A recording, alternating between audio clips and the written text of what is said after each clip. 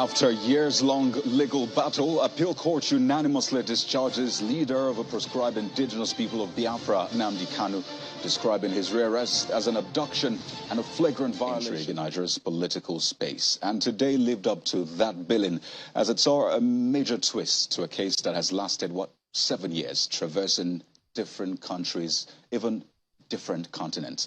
Well, earlier on, a 3-man panel of the Court of Appeal, just moments ago actually, discharged the leader of the proscribed indigenous people of Biafra, Nnamdi Kanu, on the ground that the Federal High Court lacks the jurisdiction to try him in view of his abduction and extraordinary rendition to Nigeria in flagrant violation of the OAU Convention and Protocol on Extradition.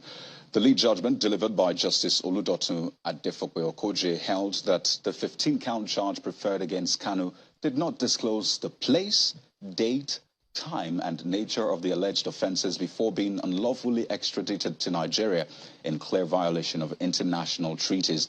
The court further described the act of abduction and extraordinary rendition of Mr. Kanu, apparently from Kenya, without due process as a violation of his right.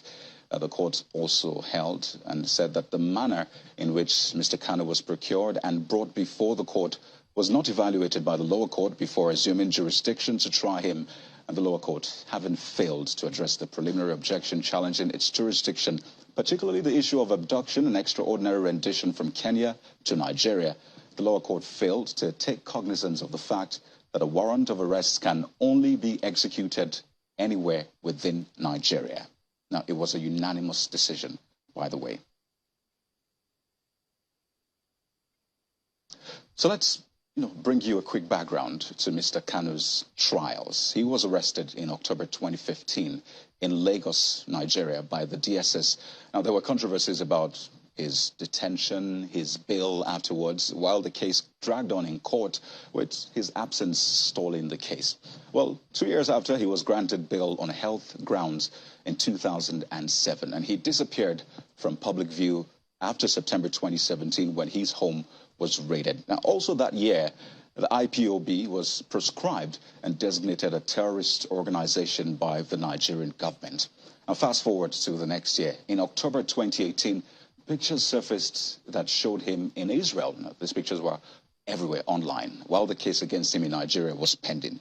Now, his sojourn outside the country lasted till June last year, when he was said to have been arrested in Kenya, apparently, and extradited back to Nigeria. His trial then began in October 2021 on charges of terrorism, treason, and involvement with a banned separatist movement. Now, in January this year, 2022, an Abia State High Court ruled his arrest as unlawful and an infringement on human rights. Now, his arrest and subsequent trial have sparked protests and violence in majorly southern eastern region of Nigeria. So that gives you a picture of how we got here, 7 years. And this is a major pronouncement by the court and, of course, a developing story as well. Well, what it means in clear parlance is that Nnamdi Kanu was discharged today. That means he's a free man and he should be allowed to go home tomorrow. By the time we get a certified true copy of the judgment, we serve it on the office of the Attorney General and the DSS to allow Nnamdi Kanu go. Let my people go. That is how it is put in the Bible. But Chief Ozekhome, we've heard from the federal government right now. Was not allowing that, there was a problem. Yeah. We just had the update from the federal government saying that it's just, on a single issue bordering on rendition, and they are looking at taking other legal options, afforded to the government. The single issue bordering on extraordinary rendition, after he was brutally captured, tortured in Kenya, blindfolded, and extrajudicially rendered back to Nigeria, is what determined it. We put all the facts before the court. The federal government had no answer to any of the allegations. And in law, when we make a certain factual allegations and they are not denied, they are deemed admitted. So if the federal government wants to pursue trifles against a citizen by appealing against such a well-rendered judgment, I can only wish them good luck. But let me also tell the federal government, if they appeal, I'm going to file a cross appeal against 2 of the issues which I do not agree with the Court of Appeal on. That is the issue of the status of the place of commission of an offense. Section 45 of the Federal High Court Act and decisions of the Supreme Court make it clear that you can only try a person in a place where you disclose the venue of the commission of the crime, the time, the circumstances. But when you say Nnamdi made a broadcast, from where did he make the broadcast? Is it in the spirit world? Is it in the land of the dead?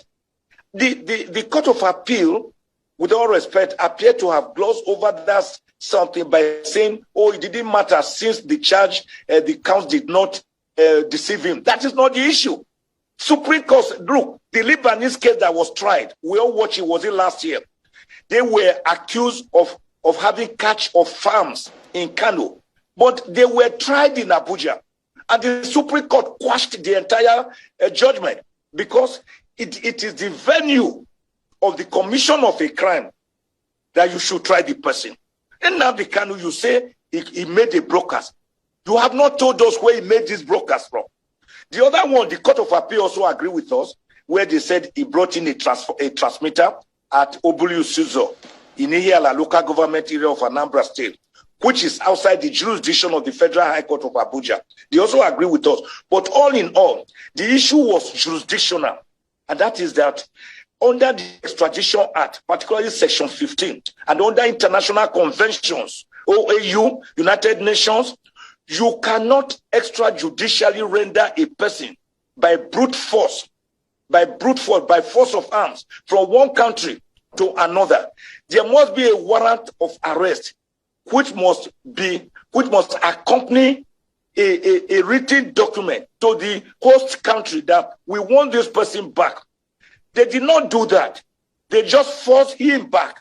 And the doctrine of specialty is that even when you bring such a person back, you can only try him for the offense that you are bringing him back for. But they still subjected Nnamdi Kanu to the first initial 5-count charge, which they later amended to 7 counts. Then they later amended again to 15 counts. Let me tell you, the federal government has amended the counts against Nnamdi Kanu 7 whole times. And at the Federal High Court, I was able to get 8 of the 15 counts dismissed.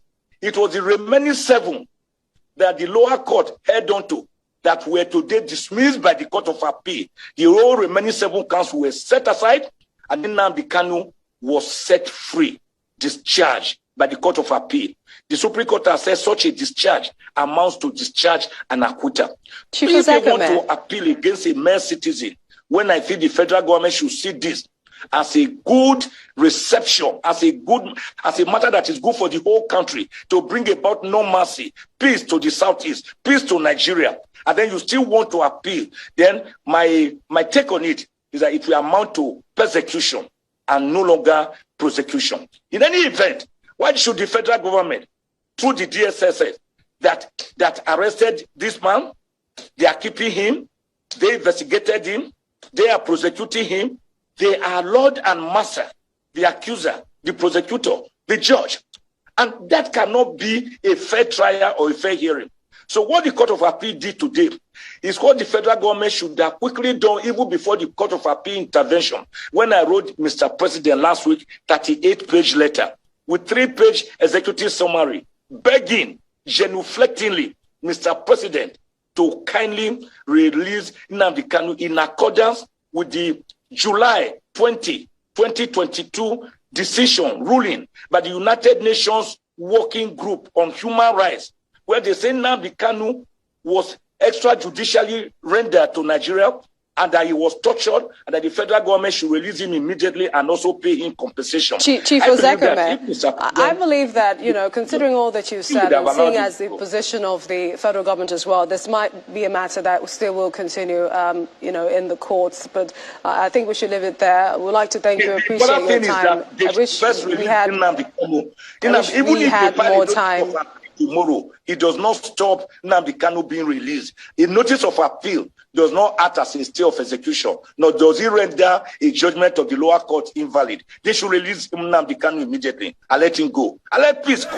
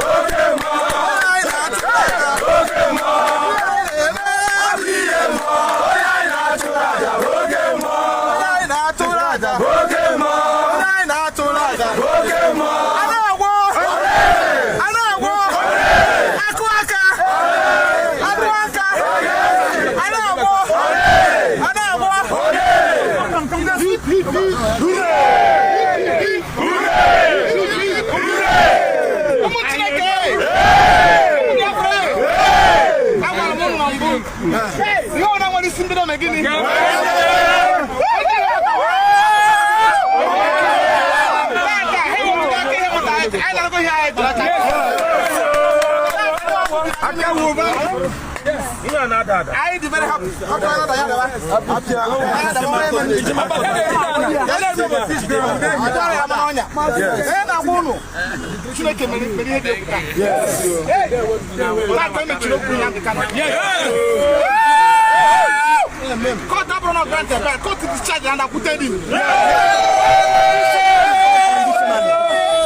His abduction in Kenya. Yes, sir. And there's an addition to Nigeria. Yes. So go to that. Yes.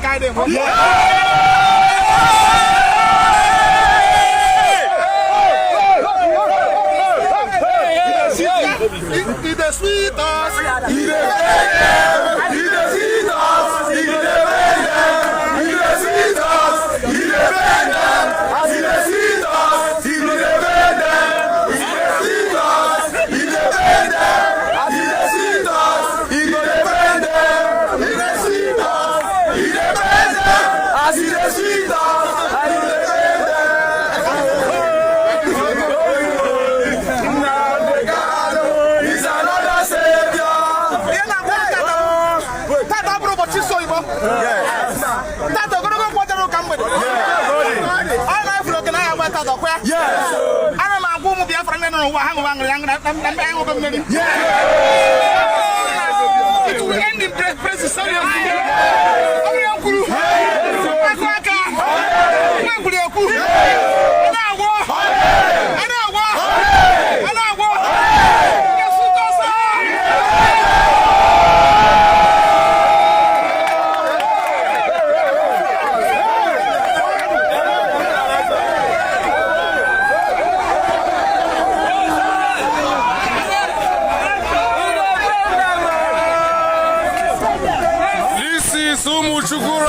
Reporting live from the streets of Abuja.